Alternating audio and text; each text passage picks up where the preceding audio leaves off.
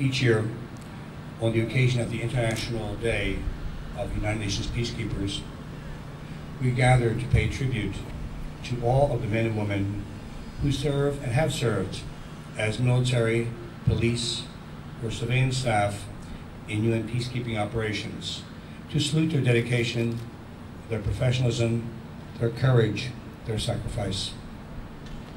On this occasion, and I think particularly poignant for the staff of MINUSTAH, we gather here today before this monument to honor the memory of our colleagues and friends who have lost their lives in line of duty. We shall not forget them.